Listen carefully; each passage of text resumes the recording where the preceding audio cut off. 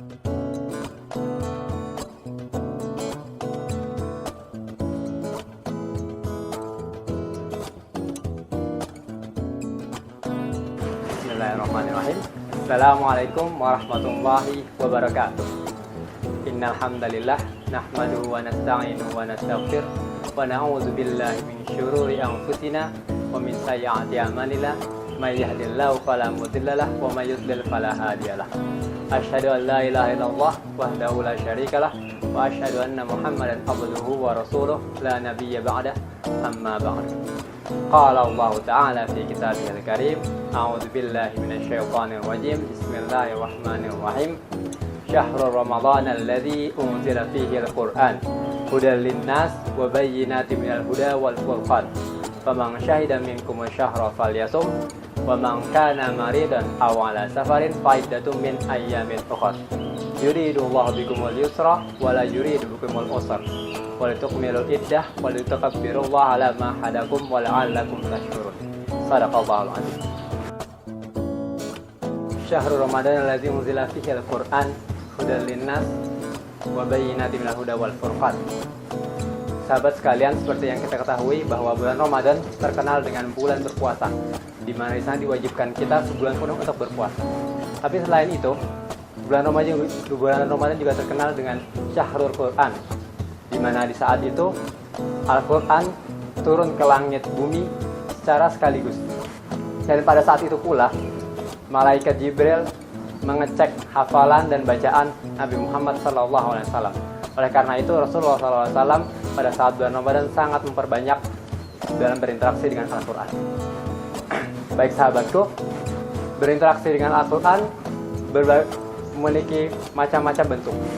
Yang pertama adalah tilawatul Quran. Tilawatul Quran adalah membaca Al-Quran itu sendiri. Al-Quran dapat berfungsi sebagai pengobat dalam hidup kita, pengobat bagi diri kita yang sedang mengalami gundah gulana. Jika kita membaca Al-Quran, kita membaca ayat-ayat Al-Quran dalam pelafalan bahasa Arab. Jika kita mendengarkan cara yang syahdu, maka hati kita akan menjadi lebih tentram. Dan jika kita membacanya sendiri, maka kita akan terus mengingat kepada Allah SWT yang akan menenangkan hati kita. Seperti dalam sebuah ayat, ala bizikrillahi tatma'innul qulub. Jika kita mengingat Allah, maka hati kita tenang. Yang kedua, sahabatku sekalian, setelah kita membaca tilawatul Quran, maka kita akan mentadaburinya. Kita akan membaca arti-arti dari setiap ayat-ayat yang Allah telah sampaikan kepada kita kaum muslimin. Di dalamnya, seperti kita ketahui bahwa Al-Quran ini adalah sebuah petunjuk, sebuah huda. Namun memang didukung dengan beberapa premis-premis tertentu. Salah satunya adalah dengan sains. Seperti yang kita ketahui, Al-Quran telah mengajarkan kepada kita bahwa kita dibentuk dari segumpal darah, kemudian menjadi segumpal daging, kemudian menjadi tulang belulang yang dibungkus dengan daging. Nah, penemuan ini ditemukan oleh ilmuwan barat ratusan tahun yang lalu. Padahal ribuan tahun sebelumnya, kita sebagai kaum muslimin telah diajarkan oleh Allah. Itu adalah sains. Sehingga buat kita yang hatinya merasa bingung, membutuhkan sebuah kepastian dalam hidup ini, sebuah bukti-bukti, Al-Quran mengajarkannya. Jika kita membaca ayat-ayatnya, jika kita mentadaburi ayat-ayatnya, maka kita akan menemukan fakta-fakta sains yang ada di dalam Al-Quran yang sangat berhubungan dengan kehidupan kita sekarang ini. Selanjutnya, ketika kita membaca ayat-ayat suci Al-Quran, melihat artinya, maka kita akan melihat sebuah pelajaran sosial. Selain tadi pertama sains, yang kedua adalah pelajaran sosial, di mana kita lihat sejarah-sejarah nabi-nabi dan kaum-kaum sebelumnya telah mengajarkan kepada kita agar kita bisa berhidup lebih baik daripada sebelum-sebelumnya. Kita bisa melihat kaum Lut diuji dengan homoseksual. Kita bisa melihat Nabi Yusuf SAW diuji dengan masa pacekliknya. Sehingga kita bisa melihat bagaimana Nabi Yusuf menghadapi masa pacekliknya. Selanjutnya, umat manusia saat ini sedang concern dengan dunia kesehatan. Maka kita bisa melihat Nabi Isa dengan mukjizatnya bisa menyembuhkan banyak orang sakit, bahkan menghidupkan manusia kembali. Nah, fakta-fakta tersebut kita bisa baca dan kita bisa tadaburi dari ayat-ayat Al-Quran. Sehingga untuk para orang-orang yang menjunjung tinggi intelektualitas, di sini ada sebuah fakta, di sini ada sebuah bukti bahwa ternyata semuanya telah dijelaskan dalam Al-Quran. Untuk itu, kita sebagai seorang muslim harus senantiasa tidak hanya tilawah membaca sebanyak-banyaknya, tapi juga harus mentadaburinya. Selanjutnya, setelah kita tahu tentang sebuah ilmu yang ada dalam Al-Quran, maka kita wajib untuk mengamalkannya. Khairukum man ta'allama al-Quran wa 'allamahu.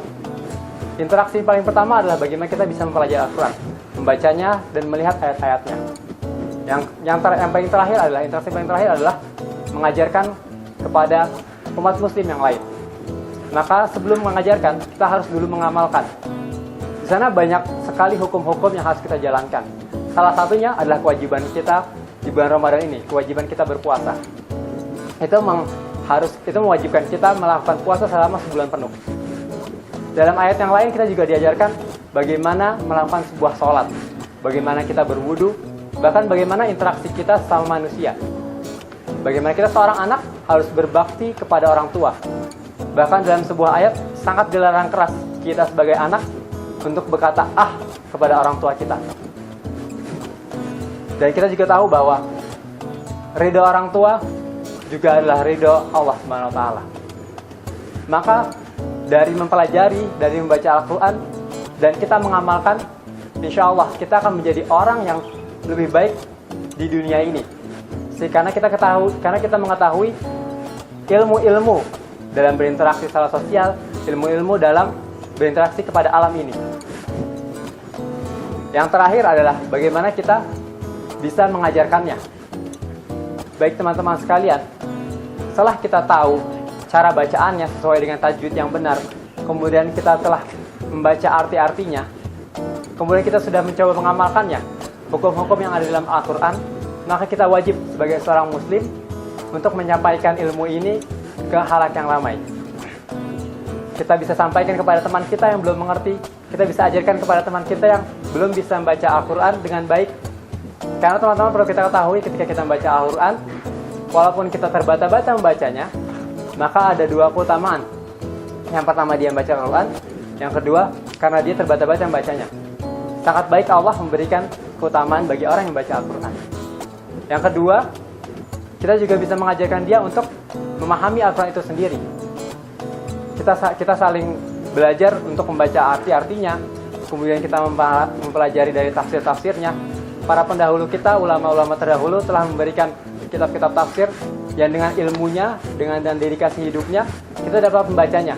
Sehingga kita dalam memahami ayat-ayat Al-Quran tidak salah tafsir. Salah satunya adalah tafsir fi Zilal Quran yang dibuat oleh Sayyid Qutb, tafsir Al-Azhar yang dibuat oleh Buya Hamka, dan tafsir Ibnu Katsir yang sangat terkenal.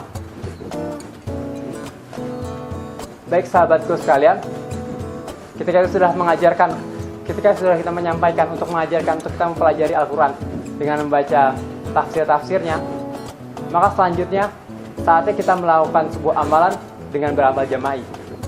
Kita melakukan sebuah hukum-hukum yang tadi dibaca, yang sudah kita pelajari, yang ada di dalam Al-Quran, kita terapkan dengan secara bersama-sama. Kita tidak hanya mengajarkan mereka, tapi kita mengajak mereka. Kita mengajak teman kita, saudara kita, bahkan kaum muslimin yang lain untuk bisa mengamalkan Al-Quran. Salah satunya seperti di Ramadan ini. Begitu banyak momen-momen yang bisa kita ambil untuk mengamalkan Al-Quran ini.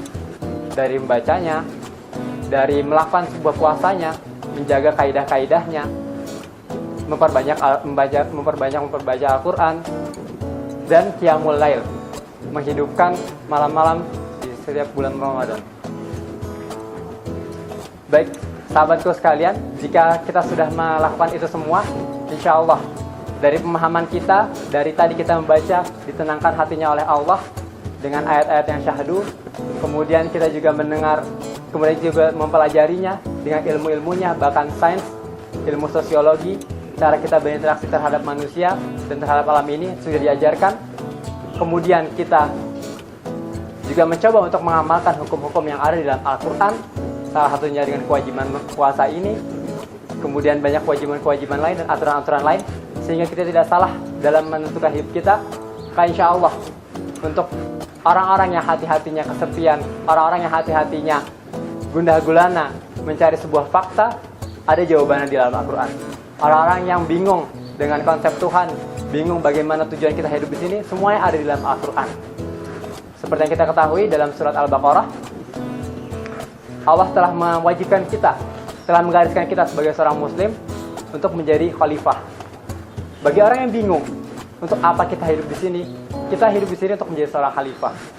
Nah, itu semua kita bisa dapatkan ketika kita sudah berinteraksi dengan Al-Quran. Sahabatku sekalian, demikianlah tips-tips yang saya sampaikan terkait Al-Quran. Semoga kita di Syahrul Ramadan, Syahrul Quran ini dapat meningkatkan kualitas kita berinteraksi terhadap Al-Quran. Tidak hanya membacanya, juga kita bisa memahaminya dan juga bisa mengamalkannya. Dan kita juga akhirnya bisa mengajarkannya kepada saudara-saudara kita dan kepada kaum muslimin sekalian. Al-Haqqu min Rabbik, yang benar tentunya dari Allah, yang salah pasti dari saya. Dan apa yang saya sampaikan bukanlah yang terbaik dan bukanlah yang patut saya contohkan sebaik-baiknya. Al-Haqqu min Rabbik fala takunanna minal mumtarin. Wabillahi taufiq wal hidayah. Assalamualaikum warahmatullahi wabarakatuh.